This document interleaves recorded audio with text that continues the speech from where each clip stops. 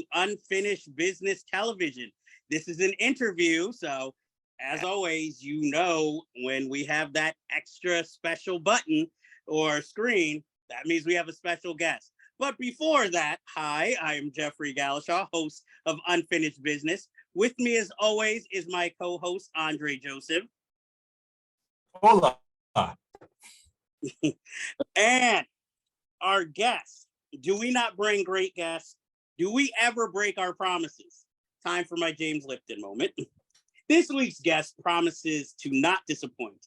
Our guest for the episode is distinguished screenwriter Daniel Pyne, a journeyman screenwriter who has written such projects as Fracture, The Manchurian Candidate 2004 edition, Pacific Heights, The Hard Way, White Sands, and Doc Hollywood, also The Sum of All Fears.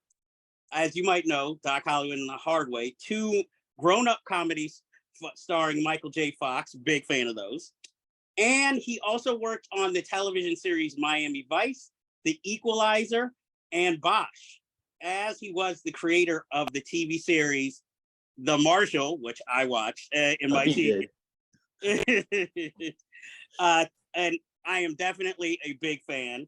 Thank you for being a guest on our show, and we are honored to have you. I'm happy to be here. Yeah, Dan, thank you so much for coming on with us today. So like we like to ask all of our guests, what got you started primarily as a writer? Like what got you interested in that growing up? I am the son of a painter who was not a very successful artist, but a very talented visual artist. And so I kind of have it in my genes, but he was so good. My father was so good at what he did that it was kind of intimidating, and I needed to find my own way of artistic expression, I guess. And I got really interested in telling stories at an early age, and I figured writing was my gig, and I tried journalism, and I tried advertising, and all the time I was writing fiction. And then I kind of stumbled into film. I was a big television watcher. I was a big film buff. And when I got out of college with an econ degree and no real skill set, I applied to film school and I got in. So I came to Los Angeles, and I didn't know anything about film. I didn't know anybody in the film business, but I learned what a screenplay looked like, and I learned about films, and then I just kind of went from there. Wow. So who would you consider to be like an early mentor for you when you were learning how to do screenwriting? I was really lucky. I was in it's one of the issues that's kind of plaguing the business now.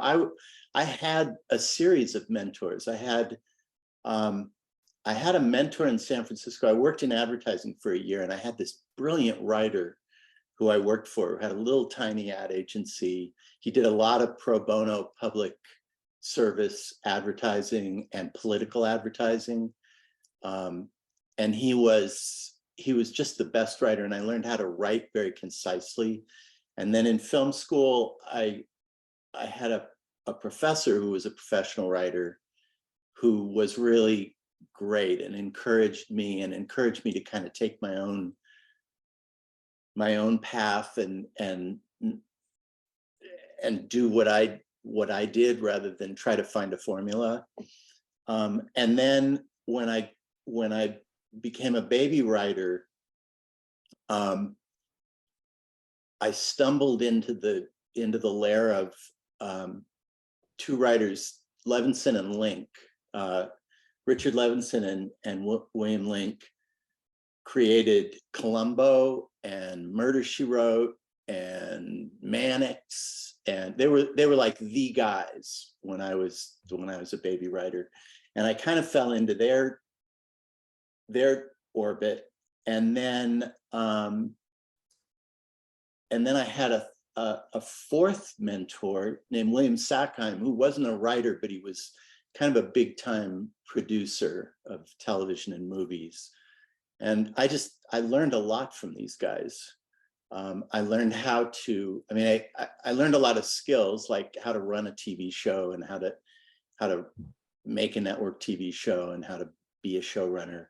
But I also learned a lot about writing and dramatic writing from them. And it was the greatest training program. I mean, I just feel so lucky that I stumbled onto those guys, because without it, I don't know what I would have wound up doing. I might have stayed in advertising, who knows? I guess I'll start off with this question. On Matt Houston, it seems like you wore many hats, but just to inform the audience, what is like the difference between a story editor, an executive story consultant, and just, you know, a screenwriter or writer? Staff writer. Yeah, that was my very first show. And in those days, it was kind of like an apprenticeship. It's changed a lot since then. There were no writers' rooms.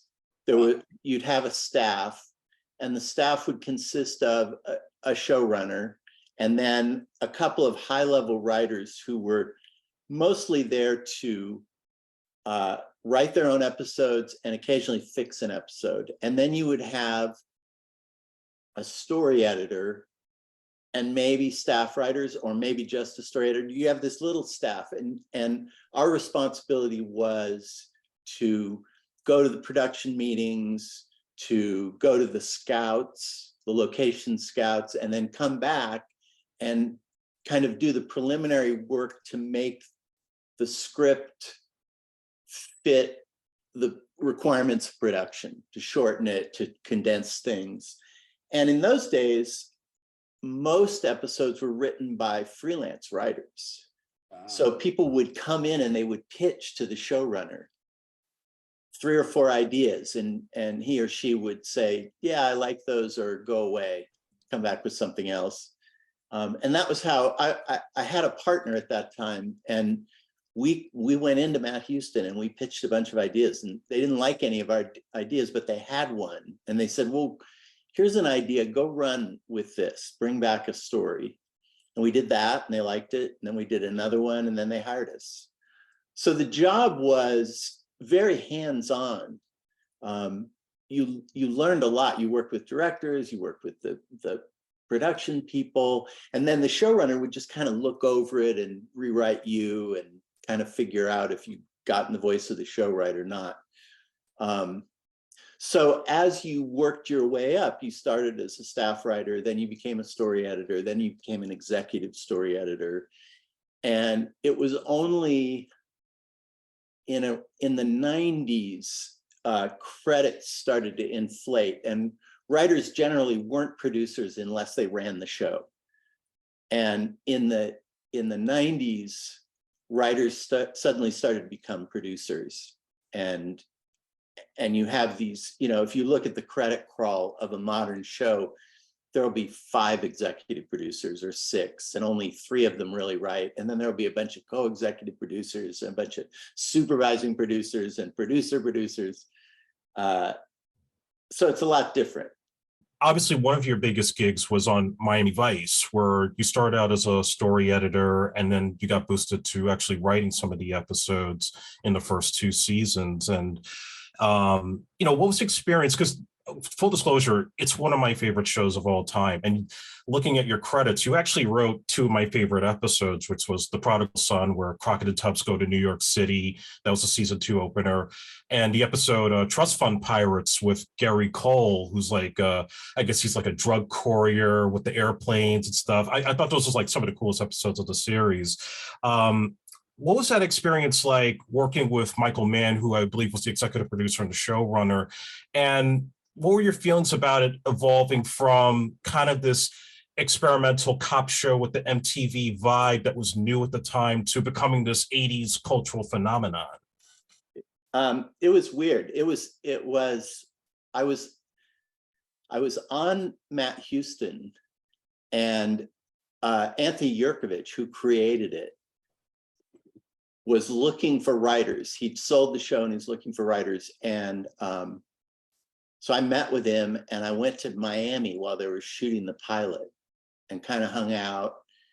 I don't think I met Michael then. I'm not even sure he was on it, but Thomas Carter was directing and we kind of hung out with, you know, undercover cops in Miami and then I tried to get off of Matt Houston and they wouldn't let me go. So I secretly wrote for Miami Vice. I wrote a couple episodes. I wrote the very first hour-long episode under my pseudonym, AJ Edison. And then I wrote a second one, and then I got out of Matt Houston and went on to Vice about halfway through the first season. And that was when I met Michael. And he's wild. He is just, he is a wild man. And he brought, Yurkovich kind of brought the character and the story sense to it, but Michael was really responsible for the Flash. I mean, Tony wanted that, and Tony reached out to Michael to join him, but Tony always intended to leave the show after about 6 episodes, which he did. And then Michael kind of took over and put his stamp on it. And it was crazy. It was hectic and unpredictable and kind of out of control. And we were in Los Angeles writing, and then everyone else was in Miami shooting it. And sometimes we didn't communicate very well. Things got shut down. But during the time I was there, when I went on to it in December of whenever that was, 80, whenever, in December of the first season, it made about 9 episodes. The show was just doing okay. I mean, it was an underground favorite. It was kind of a counterculture favorite, but it really didn't explode until after the first season. And I don't know that anyone really expected it to do that. I don't know that anyone ever really does expect something to break out in television or movies. You just hope that it will. So by the time we did Prodigal Son, the show had blown up. Between, you know, March of that year and June of that year, it had totally blown up. And ironically, I had to write Prodigal Son before the first strike I was ever involved in.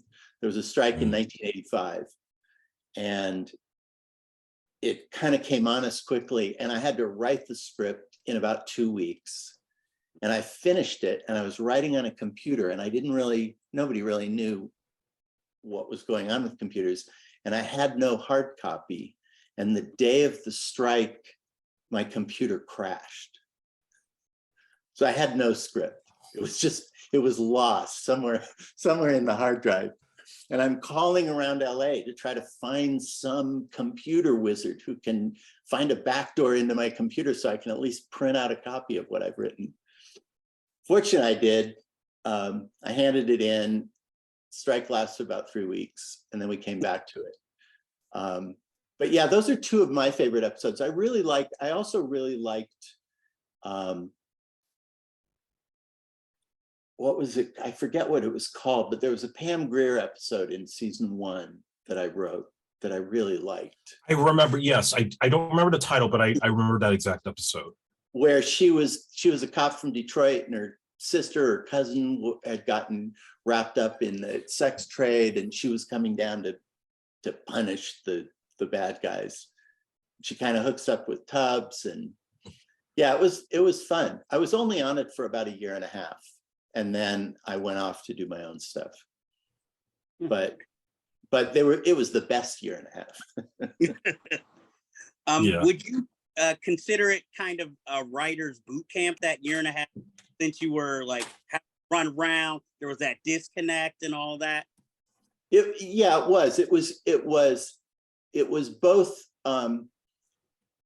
really exhilarating and creative, and really frustrating and very typical of how shows can spin out at a moment's notice. We had a point in the first season when the entire production got shut down because I wrote a script, or no, second season.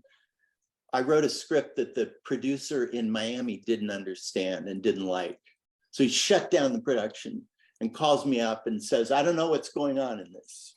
Dan, I don't know what you're doing. And I said, it's a mystery, John. It's a mystery. You're not supposed to know.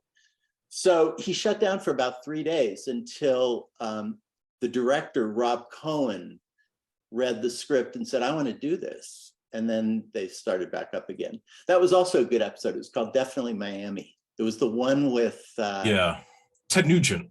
Ted Nugent at the beginning. Yeah. And what's her name? The model actress, the French model actress. It was a good one. I think that might be on a couple of fan lists as like maybe the best episode of the series. And it was completely, it wasn't even my original. I had rewritten someone else. It was this very Kafka-esque, Dada-esque episode because a lot of it was about just sitting around waiting for something to happen. It starts with that. It's really hot and they're on the beach and they're surveilling somebody and nothing's happening. And then Crockett gets pulled into this weird plot trying to rescue this woman. Right. Well, that was one of the questions I was going to save for later, but also I've noticed with a lot of, at least your screenplays, they're more like crime stories and thrillers. Is that a genre you've just naturally always been, attracted to, or is that just where you sometimes find yourself? Or did you get pigeonholed, sort of? I don't, that's a really good question. I like the motor of thrillers. I've always been attracted to Raymond Chandler and Dashiell Hammett and Private Eye and Robert Towne, Chinatown. So I like the motor of thrillers, but I also like to subvert the genre. Mm-hmm. And sometimes that works and sometimes people don't like it. I don't know. I mean, I wrote, in my movie career, I wrote two very different thrillers. And then I did comedies. Then I did 2 comedies. And it was very confusing to people. They do like to pigeonhole you and they do like you to do one thing. They aren't really happy when you break out and do other things. It's only recently that people like Soderbergh have been able to do that, where they can pretty much do whatever they want. So yeah, I think that leads me to jump into your first, I guess, real produced screenplay in cinema, which was Pacific Heights. And I remember as a kid when that was advertised, because of course, like we're all Batman fans, so seeing Michael Keaton play this bad guy terrorizing the girl from Working Girl was like, whoa, I didn't see that coming. I read somewhere that apparently the story was based on something that actually happened or something that you heard about. No, it was based on a true story. My wife is from San Francisco, and she had a little band up in San Francisco, and she moved to LA, but she still had a lot of family and connections up there. So when I had earned a little bit of money, we thought we'd keep an apartment in San Francisco so she could go up and do her thing, and we'd have a place to go. And we started thinking, well, we could buy like a triplex and then rent out 2 of them and be able to afford the whole thing. We'd get income from it. So we found a place, not in Pacific Heights, but we found a place, and we hired a company to rent it. And one of the people who rented it was a weird guy who was a serial scam artist who would find his way into buildings and then stay as long as he could, because he could take advantage of the rent control and the rental laws in San Francisco, which basically in California, if you get into an apartment, whoever owns it has to prove that you're in there illegally to get you out. So once you're in, you can delay as long as you want. And that's what he was doing. He would just delay as long as he could, and then he'd move out. But it was very spooky. And we had a roommate. We had a friend who was also living in the apartment that we kept. And she reported back all these spooky things that this guy was doing. So kind of in frustration while we were trying to evict him, I started writing Pacific Heights. But it was also, it was a metaphor for, even for my wife and I, we were, I don't know if we had just gotten married, but it was kind of a metaphor for relationships too, because these two people are making this commitment, represented by the building, and how that exposes them, and, you know,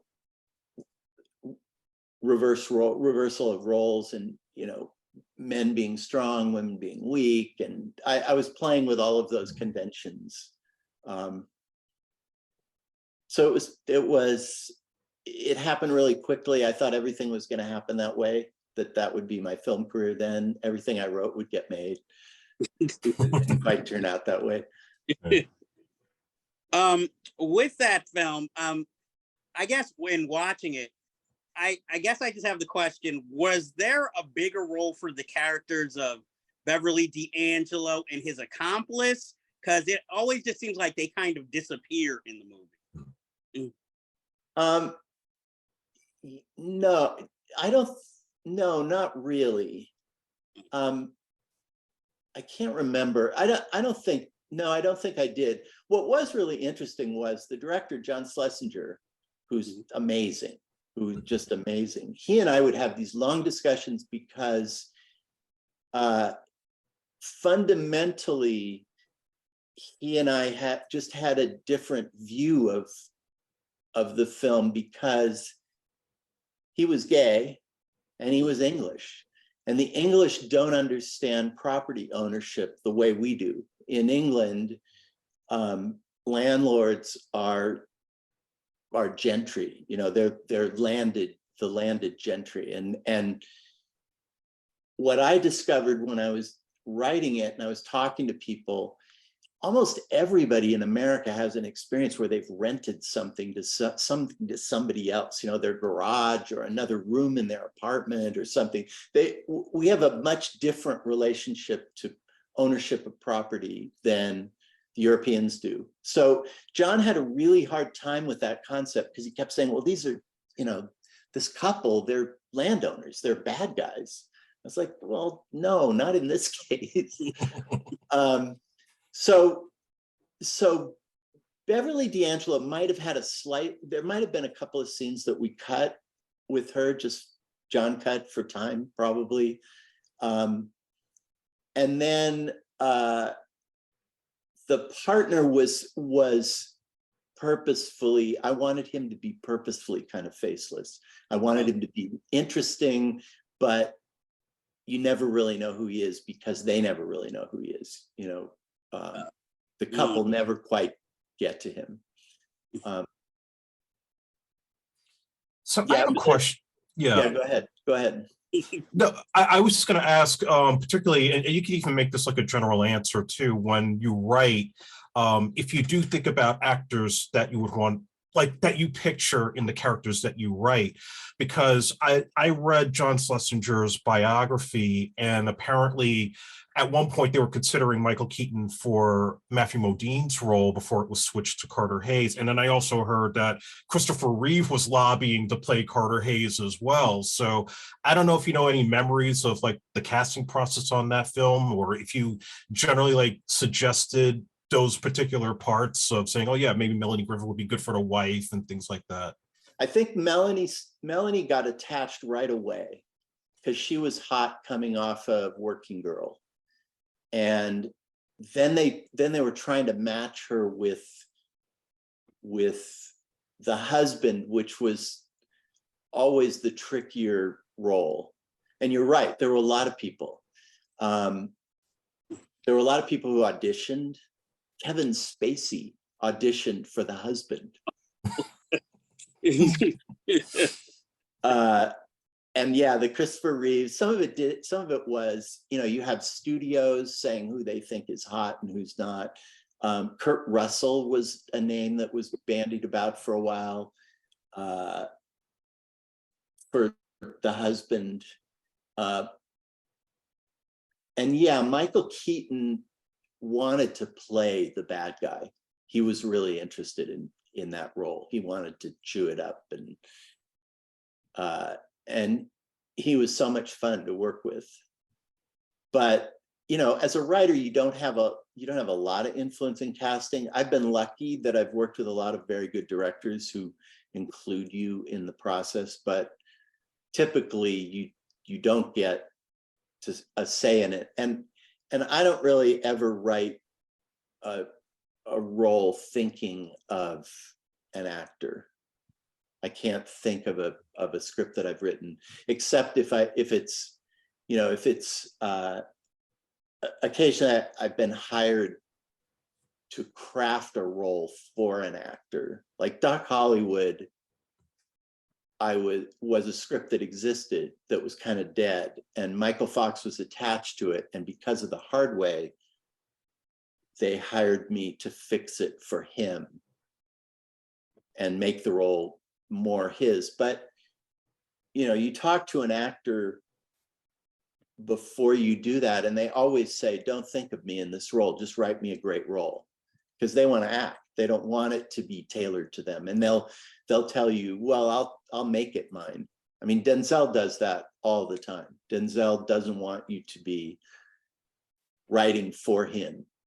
He wants to see the role, and then he'll make it his, and he'll find his way into it, which is so great.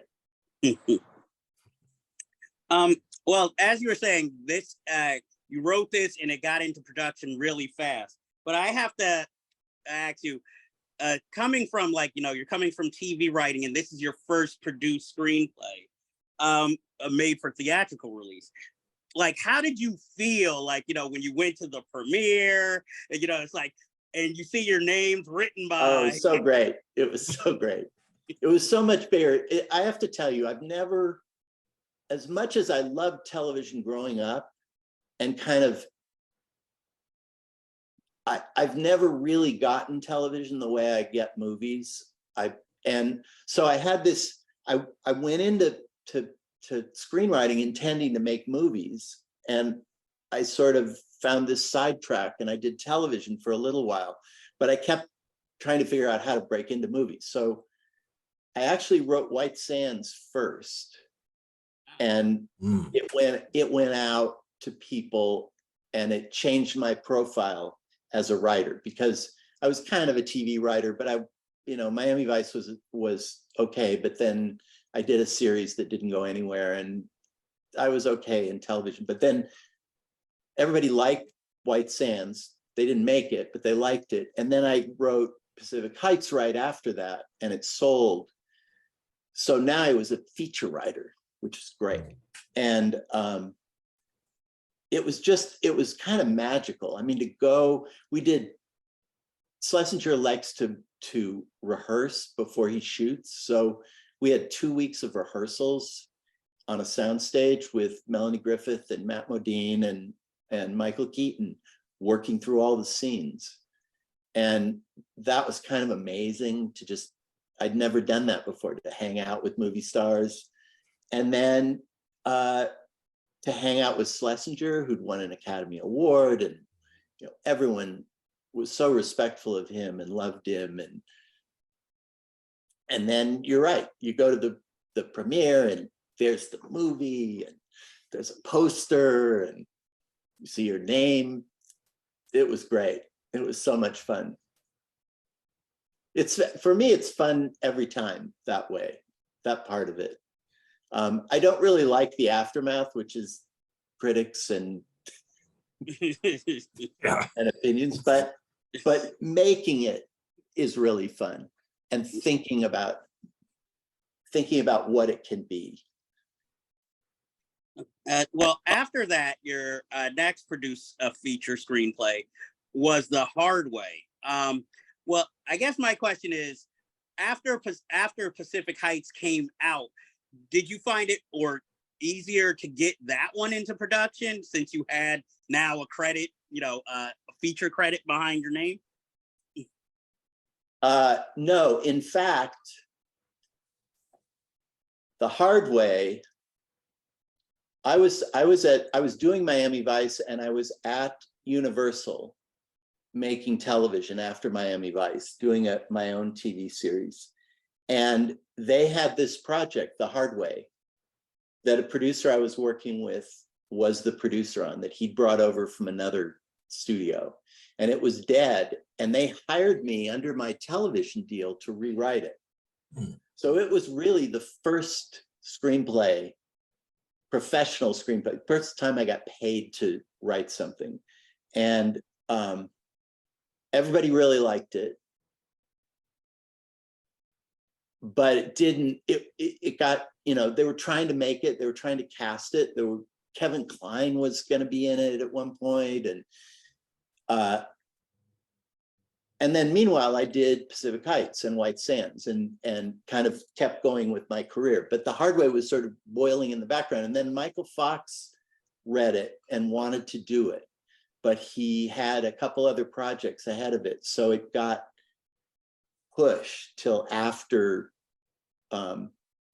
Pacific Heights. So it didn't get made until later, but it was actually an earlier project. So it was something that I just got hired to rewrite. And sometimes that's really what launches you, is they give you a project that's not going anywhere, that's dead, and they take a chance. They don't, you know, you're doing it for a price, so it doesn't cost them very much. And then you fix it and make it a real movie. And that means more to the studios than almost anything else, even more really than a spec script, because you're working inside of their system. Now you're someone who can save a project in their mind. Yeah. So you mentioned before, like you kind of went back to back with Michael J. Fox, going from writing The Hard Way and then going to Doc Hollywood. Did you ever meet him and like try to collaborate with him, like his ideas and stuff? And like, you know, I hear nothing bad about Michael, so it's just curious to see like what his process is with working with a writer. I must have met him on The Hard Way, because at the very end, The Hard Way was directed by John Badham. Yeah. And interestingly enough, he kind of is the kind of director that the movie was making fun of. So I sometimes feel about The Hard Way that he didn't quite get the joke, because he was trying to make the movie that we were making fun of. But at the very last minute on The Hard Way, right before they shot it, they hired 2 writers to come in and do a punch-up, what Michael Fox called a trailer rewrite, which means they're writing lines that will go in the trailer of the movie. And I got really insulted, and I wasn't very happy about it. But then on Doc Hollywood, they sent me that, and I talked to him. He was the one I talked to about rewriting it, because I wanted to know what I didn't really like the script that they'd given me. And I thought it was, I could understand why they hadn't made it. So I talked to him about it, and I said, I think there's a movie in this, but I think it's more like Local Hero than a outright comedy. And he said, yeah, that's what I'm thinking. That's what I'm thinking. And then it turned out the director, who is Scottish, was also a huge fan of Local Hero. So we were all on the same page. And Michael was really, he's Canadian, so he's nicer than American actors. Or more normal, and surprisingly normal for a guy who'd been a movie star, you know, a huge star from the time he was little. Yeah. So yeah, I got to, and then there was even a third project that he brought me in on and then bailed on, that never got made. But he's one of the good ones, I think. You know, he's been through a lot. I think he got diagnosed with Parkinson's right around the time of Doc Hollywood. He knew about it and he didn't tell anybody, so he was dealing with that. But he's a good guy. And what I learned from him was that he taught me a lot about comedy, because I like to write funny things, but I'm not naturally a comic writer. And basically his philosophy was, as long as you stay in tone, you'll be fine. You know, you can do anything, but it has to be a consistent tone. You can't be slapstick and then try to be really subtle, but you can make that transition if it all stays in the same tone. And he was so good at that. He was so good at delivering lines and playing it as if straight. You know, the more honest they perform, the funnier it is. Mm-hmm. True. I have to ask, how did the television show The Marshal come about? Because, you know, in the 90s, I watched it every week. You know, one of my favorite episodes is the one with Carrie Werher as a, I guess, hustling stripper, and John Hawkes as the guy who's a little disturbed but falls in love with her. And The Marshal was a project that Don Johnson brought to me and my then partners, John Mankiewicz and Aaron Lipstadt. And they had this vague idea to do a show about a US Marshal, like a bounty hunter. And they had I think they had a tech advisor or something. But anyway, Don brought it to us because we knew him from Miami. We all knew him from Miami Vice. And John and I went away and came up with this idea of this bounty hunter. And kind of the whole idea was a guy who goes from, he's sort of a normal guy who goes from his normal life into the sort of darkness of whatever the episode is. And at the end, he goes back to that life. And we had this very rigid idea that we would always start it with his family, and he would, and not have any dialogue. And then he would go through all this stuff. And at the very end, he'd go back to his family. Again, no dialogue. It would be a silent movie. And ABC liked it, and it took a while to find a guy. I don't know if they expected Don to be in it. He did direct one. But so the four of us produced it together, and he was helpful. He was busy, so he was off doing his own stuff, but we got along pretty well. It was fun. It was a hard show to do because the concept didn't allow for standing sets. So in those days, they like to have a certain number of days that you could shoot on a stage in an existing, you'd have the squad room or whatever it is. You'd have a standing set where you could constantly go back to. And in this case, there was nothing like that. We shot up in Vancouver because it was very generic. We could basically pretend it was anywhere. And Jeff Fahey was good, I think, right? yeah, I loved him. I say, when you mentioned Don Johnson, that was immediately, I was like, is Don Johnson looking for somebody who's kind of has that look? Yeah, he was.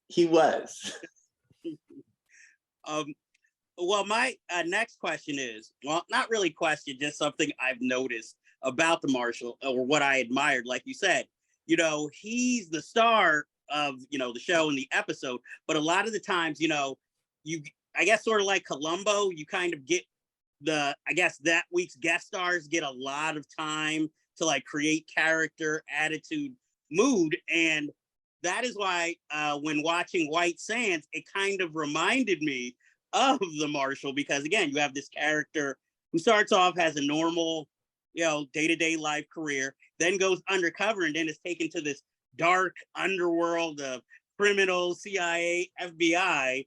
And then, spoiler alert, by the end, he's like, okay, I'm going back to my life after all this. So, I was wondering, well, you kind of answered the question because you said White Sands was one of the first features you wrote, because I was going to wonder how influenced the Marshal was from White Sands. And they're definitely related. And I plead guilty to being really interested in stories about identity, stories about ordinary people in extraordinary situations. And I was also, The Marshal was kind of a disguised Western, and White Sands is a modern Western.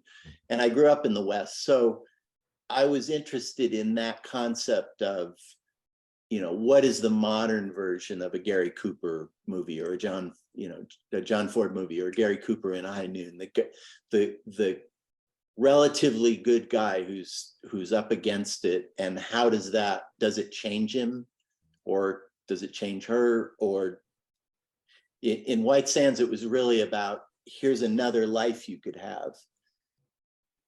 You've been living this life and you're a little bit bored by it. Now you're presented with the exciting alternative life that you could plug into. You've taken on this guy's identity. You could keep going, or you can go back. And in a way, the braver move is to go back and try to make this other thing work. And then in The Marshal, it was really Ulysses. I mean, it was Odysseus. It's you travel away from your home and you deal with monsters and conflict, and then you come back home. You always circle back to Penelope.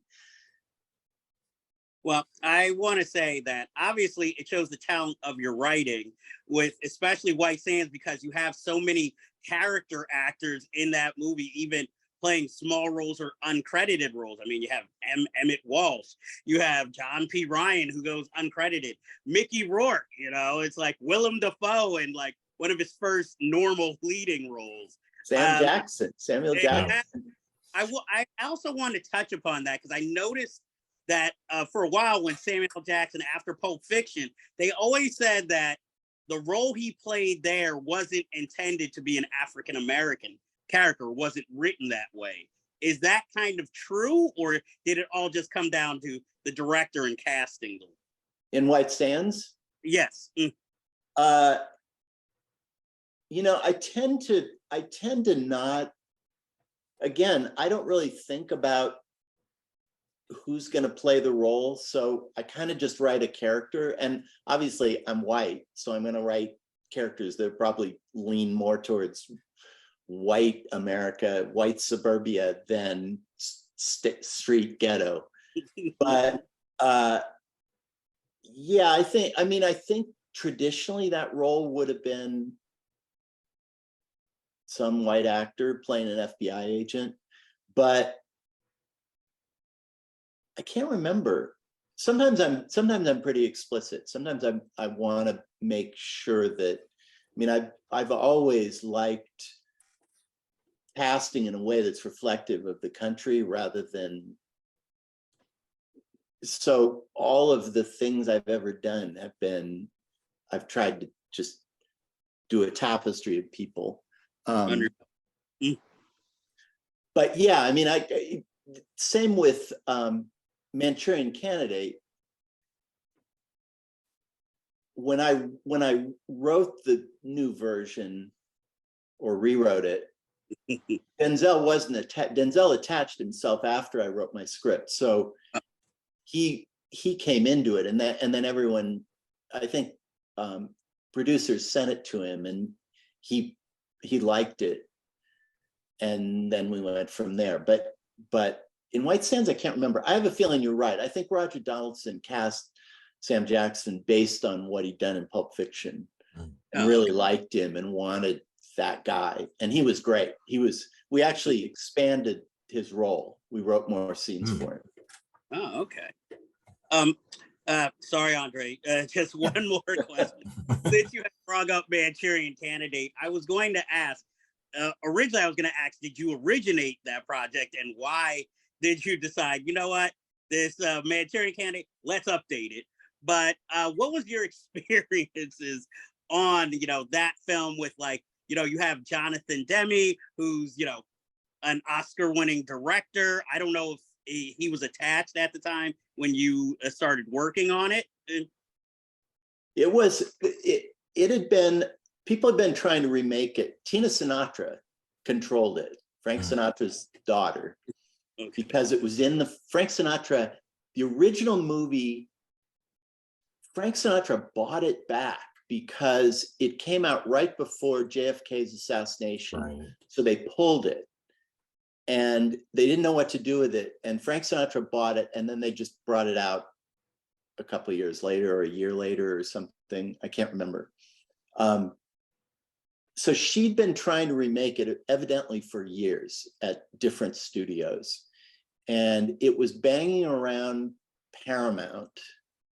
And Scott Rudin, the controversial Scott Rudin, got a hold of it. And I had worked with Scott on a number of things, a number of movies that I'd made. So he sent it to me and said, do you want to fix this? And my first reaction was, why would anyone want to remake The Manchurian King?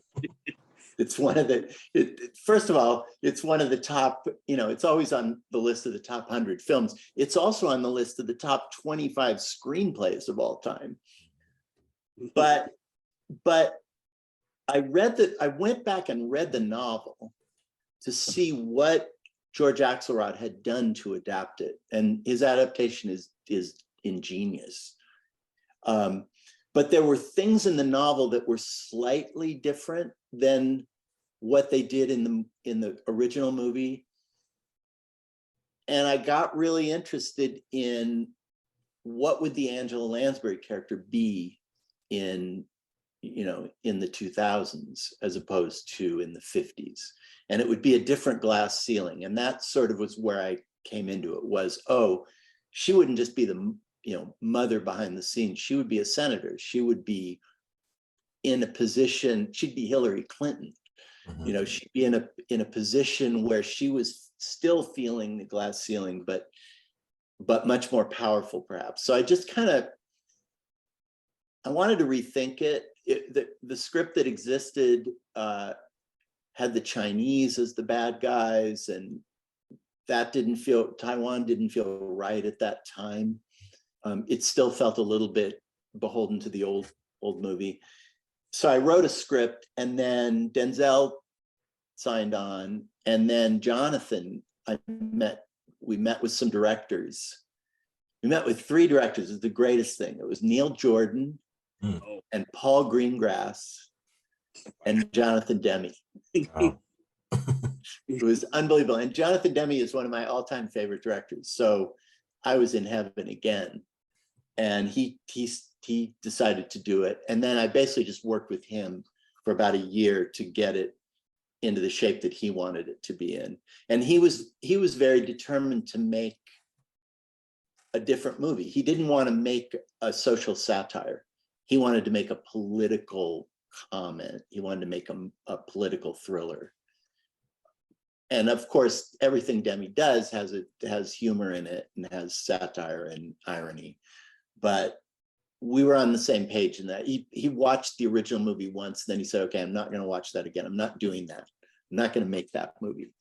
And I'm not even going to do an homage to that movie. We're going to go take what you have and take this original source and make a new story for this time period. Awesome. Yeah, it was. I felt so lucky to work with him. I can only imagine. So also during that period, you wrote the Jack Ryan movie, The Sum of All Fears. So my question for you for that, because I don't know what phase you were in when you were brought on, but was Harrison Ford still set to play Jack Ryan at that time, or did they already decide, okay, he's not doing it, we're going to Ben Affleck? They had, I came onto it. It was another one that happened. It was probably the fastest turnaround I ever had with a project, because they've been trying to develop it with Harrison Ford and Philip Noyce, the director of a couple of the previous ones. And I think Harrison Ford just decided, I'm tired. I don't want to do this anymore. I don't want to play this guy anymore. And the script, honestly, was kind of nowhere. I mean, Tom Clancy, I'm not a big fan, but I'm a fan of his structure and his ideas, his concepts for movies. He has really good hooks for movies. The whole idea that the bomb goes off is kind of amazing. But it was foundering, and Paramount decided they wanted to do young Jack Ryan. They wanted to cast younger. And I don't think they had Ben Affleck, but they might have. So I was brought on to make that change. And in making that change, the whole movie changed. And it became a two-hander rather than just the story of Jack Ryan. You needed another character who had gravitas and who mattered. And that's when Morgan Freeman's character got created. And I don't think he's in the book at all. So I was working on it. I actually, all I did was I restructured it and did a story, a treatment. And then they hired Phil Robinson. So Phil and I worked together, and I was writing it, and he was following behind me, starting to board it and cast it. So I wrote half of it, and then he gave it to him, and then I wrote the second half of it. And by the time I was done with the second half, he'd made notes on the first half. And we worked that way. And I started in August, and they were shooting in December. So it was really, really fast. And it was Phil is another director I'd always wanted to work with. So it was fun. Yeah, I read somewhere that Harrison Ford actually didn't do the movie because he had a problem with the whole bombing in the stadium part. And even watching it now, it feels eerie, because I know the movie came out after 9/11, and it just kind of felt eerie that this bomb goes off, and I guess I didn't feel like there was enough urgency afterwards. It just became kind of a generic thriller. I don't know if that was the intent of Tom Clancy or how the whole thing went about, but was that on anybody's mind as they were making this film, with the real life incidents that were going on? We were aware of the Tom Clancy book, oddly, is about a disparate group of American terrorists who want to tear it all down, who are setting off this bomb. And they get it from the Middle East, but they're, American Indians and right-wing, something that seemed impossible till now. Yeah. But yeah, the book is huge. It's really long. It's really complicated. There's a lot of plot in it. The bomb goes off in the middle of it. And the second half of it is kind of about catching these terrorist patriots who want to basically bring down the American government so that they can have martial law and take over. And we kind of jettisoned that. Phil and I jettisoned that and tried to make it more about Jack Ryan and this young analyst who thinks he knows how to avert a crisis, and no one will listen to him.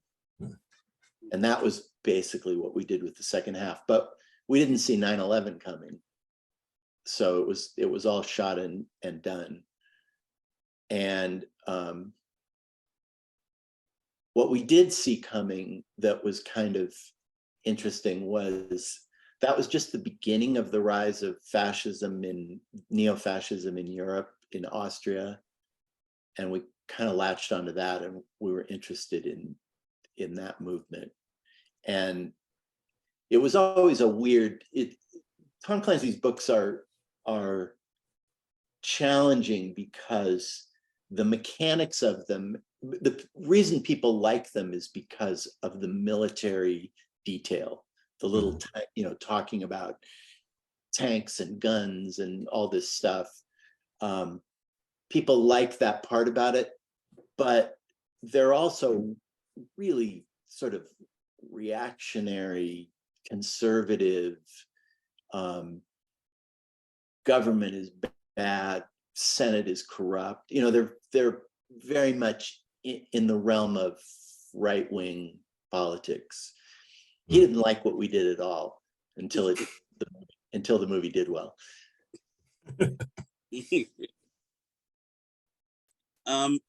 Well, okay.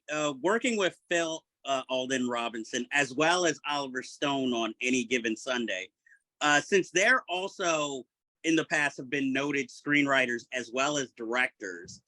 Do they more micromanage you when you're writing, or do they understand your plight and give you maybe a little more leeway in your creativity? Phil was very good about collaborating. He was very collaborative, and it was hard for him to back off because he wanted to write. He just wanted to write the scenes himself, and he didn't have time. Any Given Sunday is much different. The truth of Any Given Sunday is I wrote a movie about a sports doctor based on a true story told by a former doctor of the Oakland Raiders. And he wrote a memoir about his experiences as the Raiders team doctor.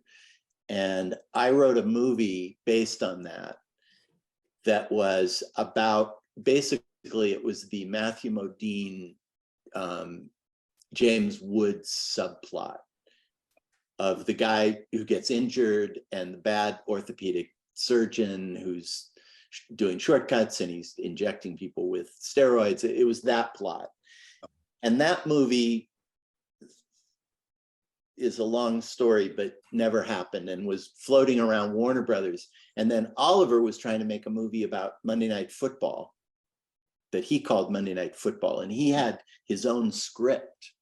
So Warner Brothers hired him and he kind of combined the two. And I really didn't have much to do with that, although I knew him and I'd been dealing with him on other things, but he did his own thing. And he pretty much, I've heard that he's not as collaborative. He likes to write his movies, and he's got a very distinctive voice. So I didn't really have as much to do with that as I'd like to say. But the interesting thing was I didn't know what was going on with the movie. I knew who was making it, and they invited me to the premiere or a screening of it, and I went to see it. And it was a lot like the movie I wrote. It wasn't the movie I wrote, but the tone of it, the pace of it, the kind of weird details about the insider football, the way it was shot, was all stuff that I totally support. I really liked it. It just wasn't really my movie. I just find it funny that he had Matthew Modine playing the good doctor, and you just had him playing the husband in Pacific Heights. I know, right?